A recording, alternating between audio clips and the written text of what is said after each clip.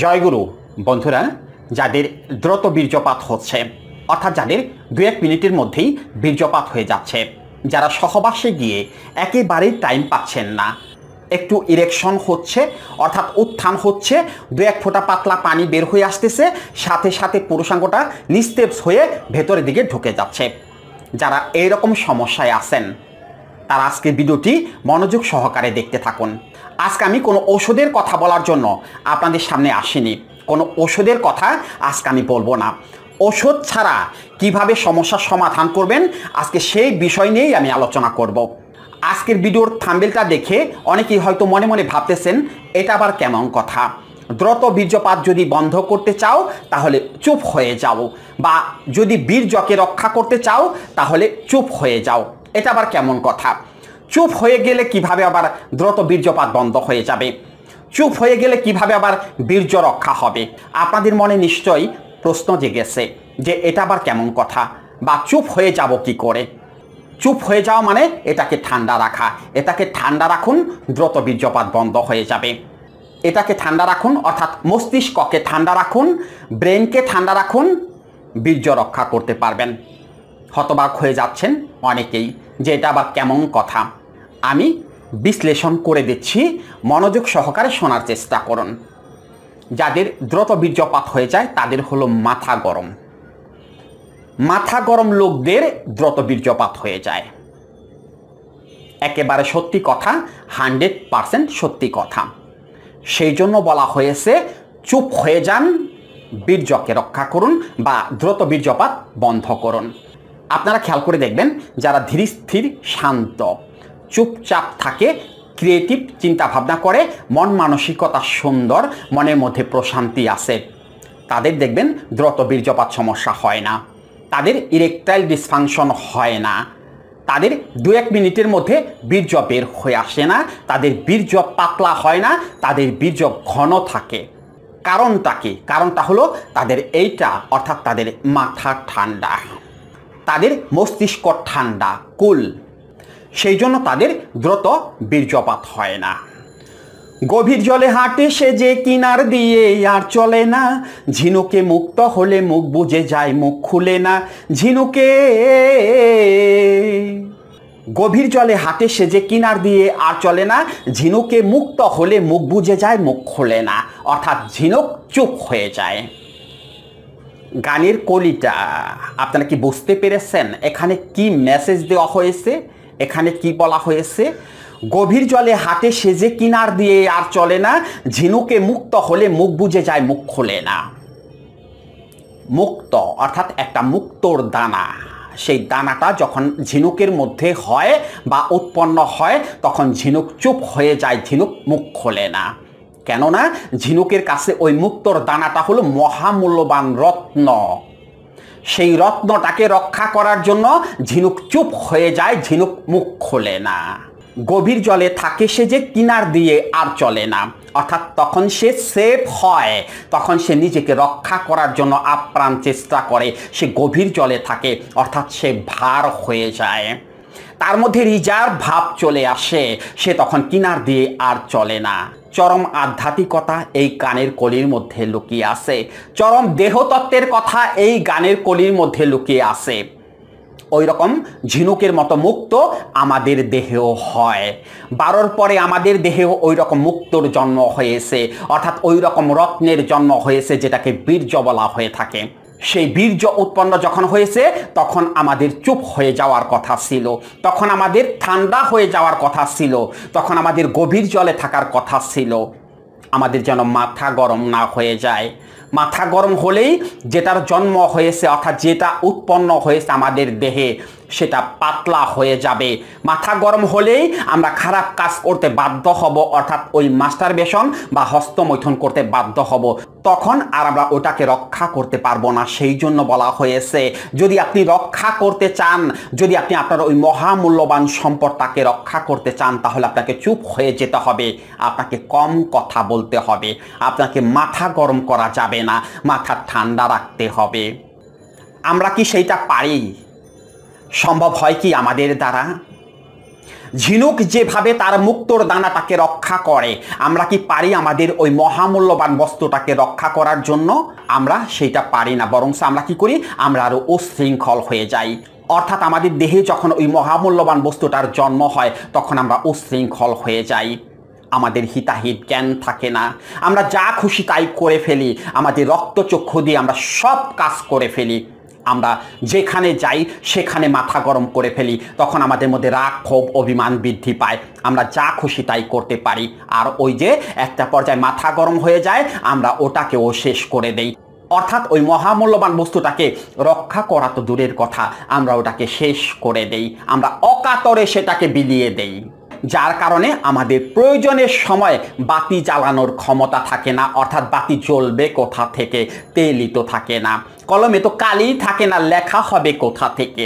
কলমের কালি, প্রদীপের তেল আমরা তো আগেই শেষ করে দিতেছি, তাহলে আমরা নিজেকে রক্ষা করব কি করে? আমরা ওই সহবাস নামক যুদ্ধক্ষেত্রে জয়ী হব কি করে?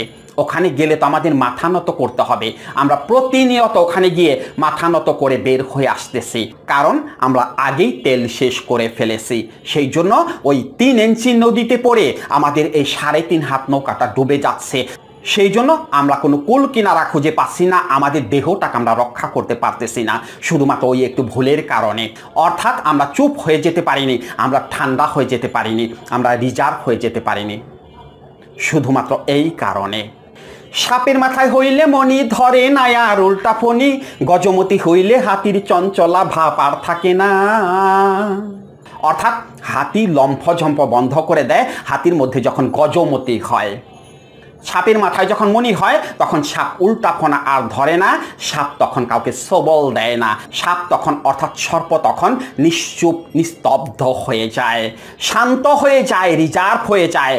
কেননা সে সবল দিতে গেলেই তার মাথার মণি মানুষ নিয়ে যাবে, তার মাথার মণি খুলে নিয়ে যাবে, যেটাকে আঠালি বলা হয়ে থাকে। একটা গোটা হয়, একটা দানা হয়, সেই দানাটাকে রক্ষা করার জন্য সাপ নিজেকে চুপচাপ করে ফেলে, সাপ নিজেকে চুপচাপ করে ফেলে, সাপ উল্টা ফণি আর ধরে না। এগুলো দেহতাত্ত্বিক কথা, এগুলো আধ্যাত্মিক কথা, এগুলো জানতে হবে, এগুলো বুঝতে হবে। নিজেকে রক্ষা করার জন্য এগুলো বুঝতে হবে, এগুলো জানতে হবে, তা না হলে আপনি নিজেকে রক্ষা করতে পারবেন না। আপনি সহবাসে যাওয়ার আগেই মনে মনে চিন্তা করেন, আজকে আমি এই করে ফেলবো, সেই করে ফেলবো, এতক্ষণ থাকবো, আগেই উত্তেজিত হয়ে যান। অর্থাৎ মটকা আগেই গরম হয়ে যায়, মাথা আগেই গরম হয়ে যায়। তারপরে কি হয়, ওই যে সহবাসে যান, মাথা গরম হয়ে আসে, সেখানে গিয়ে 2 মিনিট নিজেকে স্থির রাখতে পারেন না, বাস পানি বের হয়ে আসে। কারণ কি, মটকা গরম হয়ে গেছে, মটকা গরম থাকার কারণে স্নায়ুতন্ত্রে তাপ বৃদ্ধি পাওয়ার কারণে মধু গলে পানি হয়ে গেছে, সেই পানি দ্রুত বের হয়ে আসতেছে। বোঝেন না কিছু, কি বলতেছি বোঝেন না? ঝর্ণার পানি কোথা থেকে আসে? উপর থেকে, পাহাড়ের উপর থেকে ঝর্ণার পানি চলে আসে। সেই পানি কোথা থেকে আসে? সেই পানি হলো বরফ গলা পানি। বরফ প্রথমে খণ্ড খণ্ড থাকে, কিন্তু যখন তাপমাত্রা বেড়ে যায়, অর্থাৎ প্রকৃতি যখন উত্তপ্ত হয়ে পড়ে, গ্রিন হাউস প্রতিক্রিয়া যেটাকে বলা হয়ে থাকে, সেটা যখন হয়ে থাকে তখন বরফ গলে পানি হয়ে যায়, আর সেই পানি ঝর্ণা হয়ে নিচের দিকে নেমে আসে। ক্লিয়ার কথা? বিষয়টি বুঝতে পেরেছেন? প্রথমে তো জমাট বাঁধাই থাকে, কিন্তু অতিরিক্ত তাপের কারণে বরফ গলে পানি হয়ে যায়, বরফ গলে ঝর্ণা হয়ে নিচের দিকে পানি গড়িয়ে পড়ে। এগুলো আধ্যাত্মিক কথা, এগুলো জানতে হবে। আমাদের ওই বরফের মতো হতে হবে। যদি রক্ষা করতে চান, যদি বীর্যকে রক্ষা করতে চান, আমাদের বরফের মতো হতে হবে। বরফের মতো মাথাটাকে ঠান্ডা রাখতে হবে, মাথাটাকে কুল করে দিতে হবে। কিন্তু আমরা তো সেটা পারি না। আমরা অতিরিক্ত কথা বলে, অতিরিক্ত চিন্তা করে আমাদের ব্রেনটাকে উত্তপ্ত করে ফেলি, ব্রেনটাকে গরম করে ফেলি, মস্তিষ্ককে গরম করে ফেলি। সেই জন্য বীর্যকে আমরা ধরে রাখতে পারি না। বীর্য পানির মতো পাতলা হয়ে গেছে, এখন 2-1 মিনিটের মধ্যেই বীর্যপাত হয়ে যায়। তাহলে রক্ষা করবেন কি করে? ওই শিমুলমূল, শতমূল, অশ্বগন্ধা ওগুলো খেলে কি রক্ষা হবে? বীর্যকে ধরে রাখতে পারবেন না? বীর্যকে ধরে রাখতে পারবেন না। বীর্যকে ধরে রাখার জন্য আপনাকে ঠান্ডা হতে হবে, অর্থাৎ চুপ হয়ে যেতে হবে। যদি আপনি চুপ হয়ে যেতে পারেন, ওই ঝিনুকের মতো যদি মুখটাকে বন্ধ করে দিতে পারেন, তাহলে আপনি দ্রুত বীর্যপাত বন্ধ করতে পারবেন। তা না হলে আপনি দ্রুত বীর্যপাত বন্ধ করতে পারবেন না। আপনি যতই চেষ্টা করেন কাজ হবে না, আপনি দ্রুত বীর্যপাত বন্ধ করতে পারবেন না।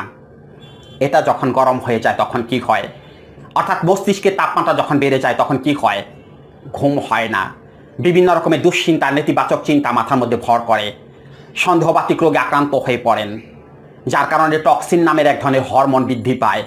টক্সিন হরমোন, যেটাকে বিষ বলা হয়ে থাকে, সেই টক্সিন হরমোনের কারণে প্রথমেই যে সমস্যাটা হয় সেটা হলো গ্যাস্ট্রিক বা অ্যাসিডিটি। এই গ্যাস্ট্রিক বা অ্যাসিডিটি থেকে একটা পর্যায়ে পেট ফাঁপা, পেট ফোলা, বদ হজম, পায়খানা ক্লিয়ার না হওয়া, এইরকম সমস্যাগুলো হয়ে থাকে। অর্থাৎ আইবিএস দ্বারা আপনারা আক্রান্ত হয়ে পড়েন, কোষ্ঠকাঠিন্য দ্বারা আক্রান্ত হয়ে পড়েন।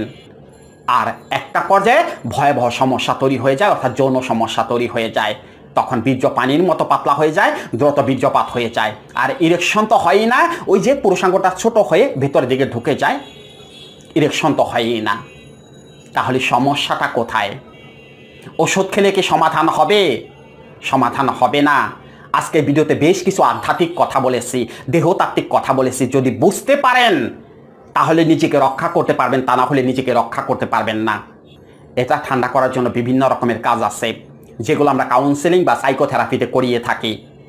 বিভিন্ন রকমের কাজ আছে, তার মধ্যে একটি অন্যতম কাজ হলো মেডিটেশন, অর্থাৎ মেড ইন অ্যাটেনশন, মনোযোগ তৈরি করা, মনকে ধীর স্থির শান্ত করা। শুধুমাত্র মেডিটেশনের মাধ্যমে আপনি মনকে ধীর স্থির শান্ত করতে পারবেন, তা না হলে আপনি মনকে ধীর স্থির শান্ত করতে পারবেন না।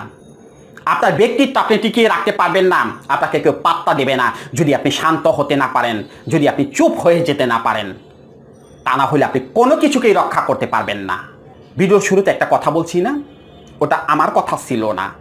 অর্থাৎ যারা চুপচাপ, শান্ত, ধীর স্থির, তাদের বীর্য ঘন, তারা সহবাসে অনেক সময় দিতে পারে, একেবারে সত্যি কথা। পরীক্ষিত, আপনারা পরীক্ষা করে দেখবেন। যারা চুপচাপ তারা দেখবেন, পরীক্ষা করে দেখবেন। কিন্তু আবার ওই রকম চুপচাপ থাকা যাবে না, অর্থাৎ মুখটা গোমরা করে, মুখটা কালো করে, কারোর সাথে কথাই বলা যাবে না, মেশা যাবে না, ওই রকম চুপ থাকা কিন্তু চলবে না। ওটা কিন্তু আবার আরেক ধরনের মানসিক রোগ। ওই চুপ থাকাকে বলা হয় মানসিক রোগ। তারা আবার মানসিক রোগী, তারা বসে বসে বিভিন্ন খারাপ চিন্তা করে, নেতিবাচক চিন্তা করে। আপনাকে ওই চুপ থাকার কথা বলা হয়নি, আপনাকে বলা হয়েছে চিন্তা ভাবনা করে কথা বলবেন। যেখানে যাবেন নিজেকে ধীর স্থির শান্ত রাখবেন, যে কাজটা করবেন খুব ধীর স্থির শান্তভাবে করার চেষ্টা করবেন, বুঝে শুনে করার চেষ্টা করবেন, কথা খুব কম বলার চেষ্টা করবেন, অর্থাৎ একটা বা দুইটা কথায় অনেক কিছু বোঝানোর চেষ্টা করবেন। কথা শুনবেন বেশি, বলবেন কম, অর্থাৎ 10 জনের কথা শোনার চেষ্টা করবেন বেশি, কথা বলবেন খুব কম। সব সময় মৃদু হেসে কথা বলবেন, যেন মনের মধ্যে প্রশান্তি থাকে। মন থেকে রাগ, ক্ষোভ, অভিমান এগুলো দূর করে দিতে হবে। এগুলো থাকলে পরে আপনি নিজেকে রক্ষা করতে পারবেন না। যৌন সমস্যার একটি অন্যতম কারণ হলো যারা খুব রাগী, তাদের যৌন সমস্যা হয়, অর্থাৎ তাদের কিন্তু দ্রুত বীর্যপাত হয়ে থাকে। যাদের মধ্যে সবসময় রাগ, ক্ষোভ, অভিমান বিরাজ করে, তারা কিন্তু যৌন রোগী। এই কথাটা বোঝার চেষ্টা করবেন।